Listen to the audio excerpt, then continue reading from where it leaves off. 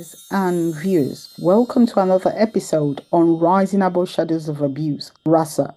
How did that chapter shape your relationship with yourself? So when I was young and back in Illinois, I didn't have many outlet. My family did not provide me with, after school programs like dance and singing or music or any of those things. The only thing that I really had was the radio. And I listened to WLS out of Chicago, Illinois, and Motown. And for me, music was my respite. Music was my escape. And I loved music and I loved what it provided for me. So I always had this love for wanting to be in the music industry, but I wasn't a musician myself. And I didn't even have the confidence to even try, although I loved singing. And I did take singing workshop, but I wanted to be a part of it. And so I did find myself in the music industry. And of course, there were a lot of drugs and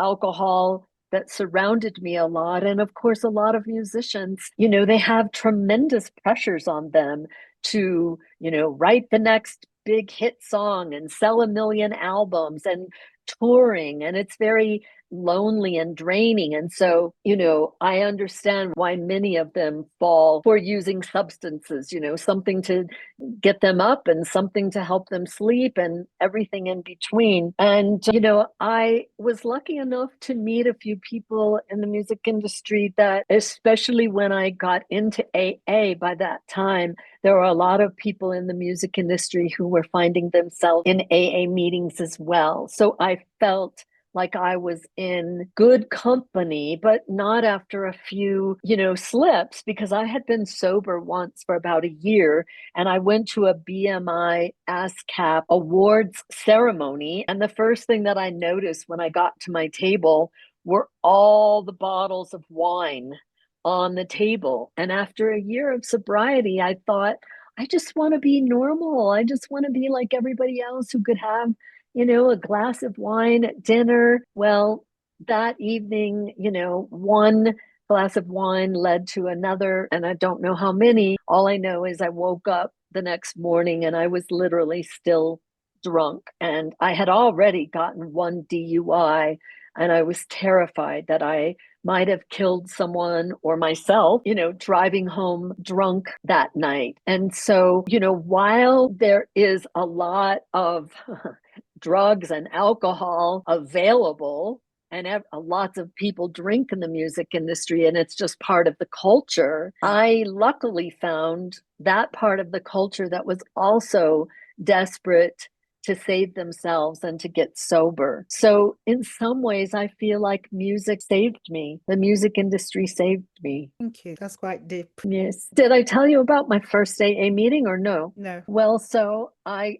had gotten arrested for a DUI. I had been on Sunset Boulevard at Sushi on Sunset, partying with a band. Should not have driven home, and I did, and I got thrown in jail for a DUI.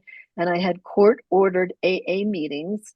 And there was a thing where there were music industry people, AA meetings specifically for people in the music industry. So I went to West LA and I walked into my very first AA meeting. And here comes walking up to me this delightful man who looked extremely familiar to me. And he reached out his hand to shake my hand.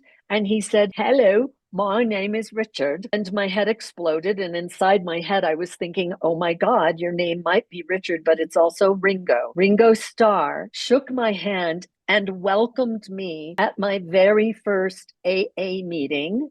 And just behind him, then his lovely wife, Barbara Bach, shook my hand, and I was stunned. This was my first AA meeting. I sat there in the meeting thinking, oh my God, if Ringo Starr can get sober, then I can too. And then I thought, if Ringo Starr shows up at AA meetings because he believes in sobriety so much and because he wants to stay sober, if he takes his precious time to come to AA meetings and greet the newcomers, then I'm going to stick around here. And so that very first AA meeting, people shouldn't think you're not going to be, greeted by Ringo Starr at your first AA meeting. I happen to just be very lucky, but it did keep me coming back. And then I found there were actually loads of celebrities and people in the music industry who were also all trying to get sober. And so that community, that's the piece of 12-step programs, is having that community of like-minded people that surround you, that want the best for you, that want you to heal. That was also like a motivation for you to continue these. Absolutely. Yeah. Thank you.